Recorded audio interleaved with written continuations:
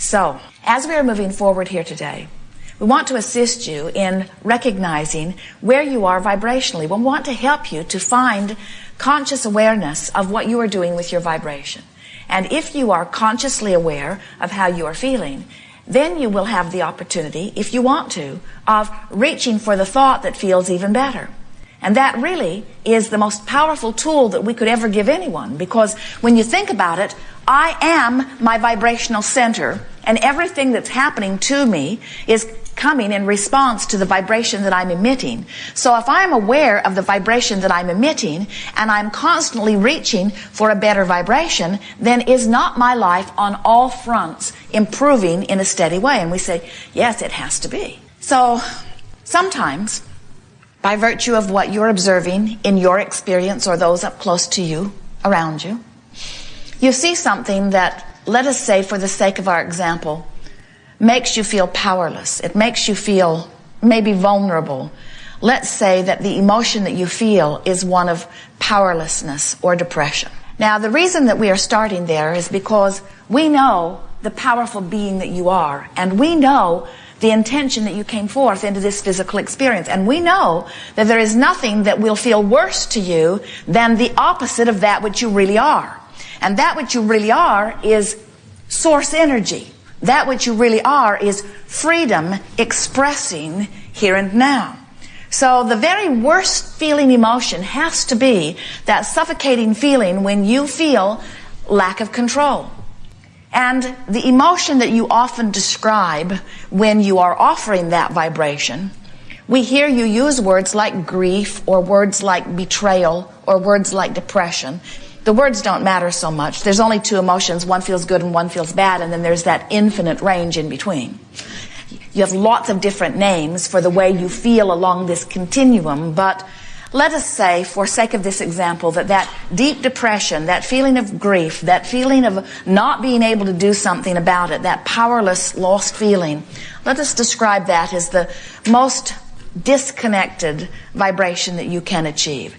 So there you are in your depression. Now, the thing that we want you to hear is, you might come to an Abraham gathering, or you might talk with someone who has been to one, and in your depression, as they're observing you, they might say to you, hey, you got to think some happy thoughts. You need to cheer up. You need to stop being so negative. In which case you might want to say to them, you need to drop dead, because you don't have access to that bright, happy thought or feeling, even though you have thought happy things before, even though you have had access to happy thoughts at other times. In this moment of that vibration that feels like it's sucking the life right out of you, you don't have access to that bright, happy thought. So what we want you to hear in this quest for reconnecting to who you really are is, the best you can do is reach for the best you can do. In other words, the best you can do is find the best thought you can find. And maybe a thought of rage or anger is the best thought that you can find. Sometimes that angry thought that you discover is a big improvement over the suffocating grief that you were feeling before.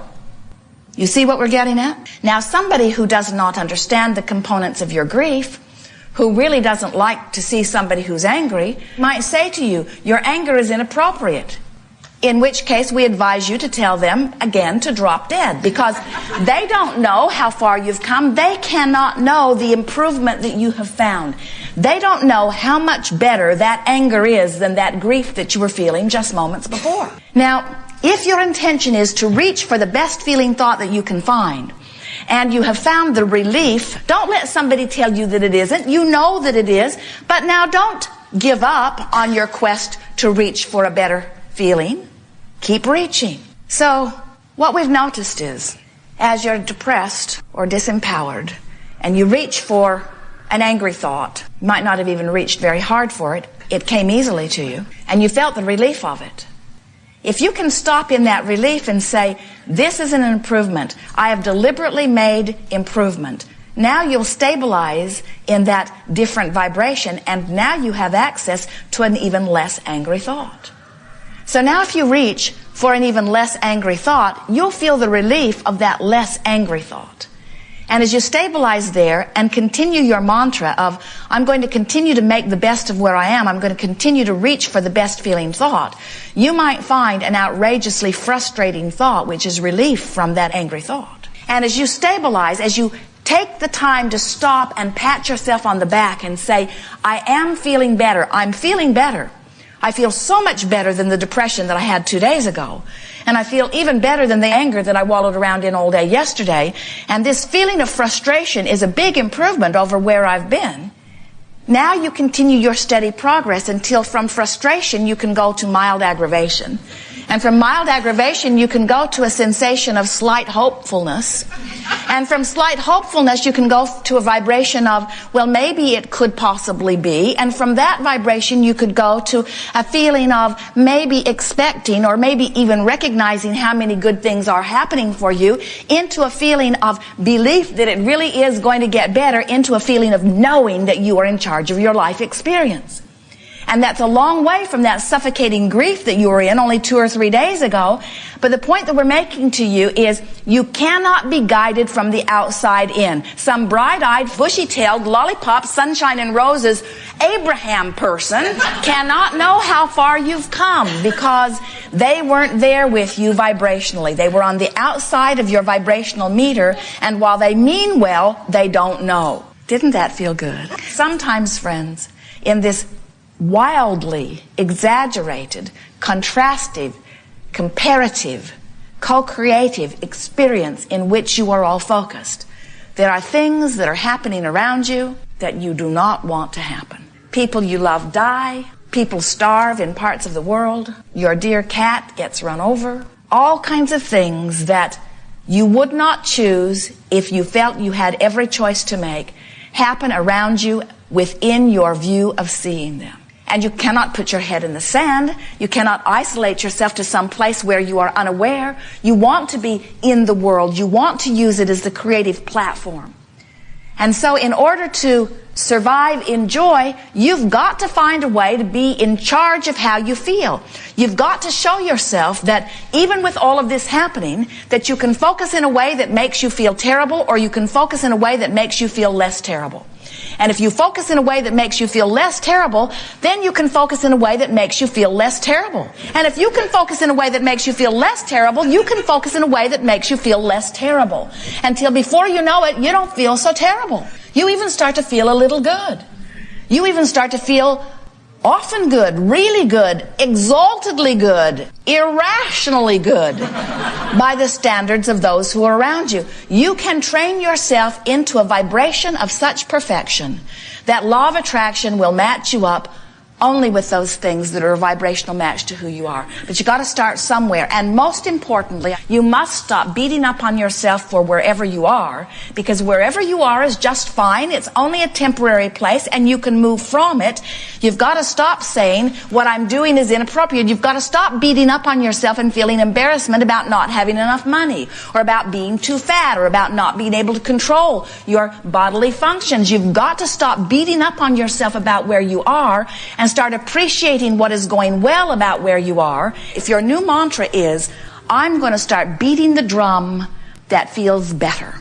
I'm going to start making the best of things, making the best of things, making the best of things. Sometimes you make the worst of things, and you do it on purpose. And do you know why you do it?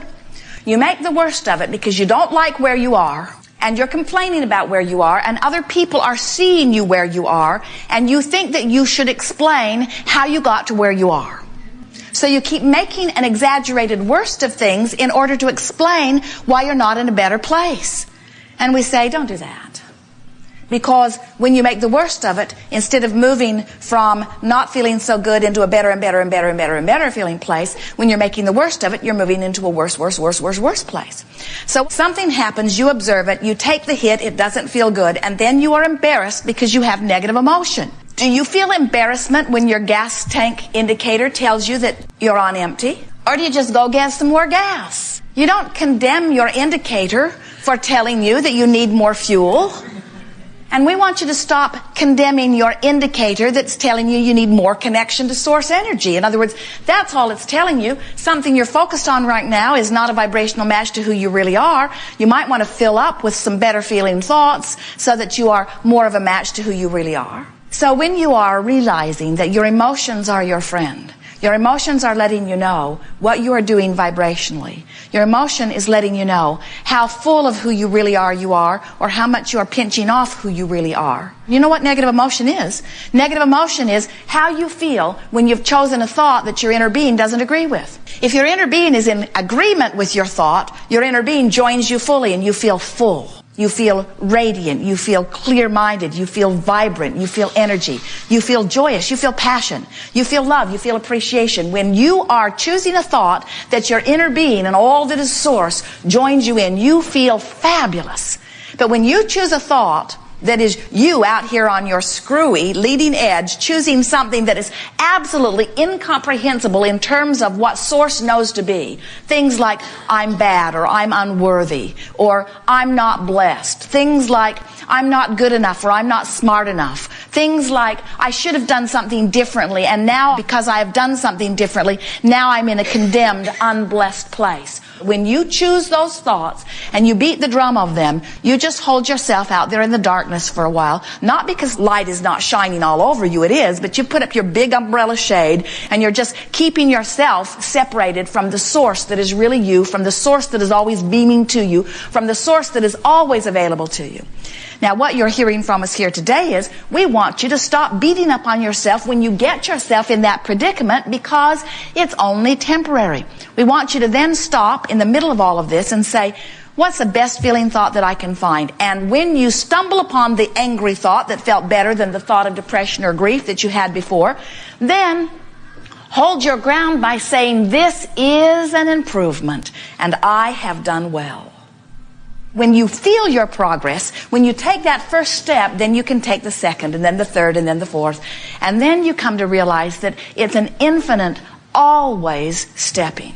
As you are traveling from San Diego to Phoenix, down Interstate 8, beautiful drive across the desert. About halfway is Yuma. Not much to do there. No great restaurants. It's never the place Jerry and Esther decide to stay. But they pass through Yuma every time on their way. When they get to Yuma, they don't belittle themselves for not being in Phoenix. They accept that it's part of the journey. So when you are in your angry place, don't belittle yourself for not being in your joy, because it's just part of the journey.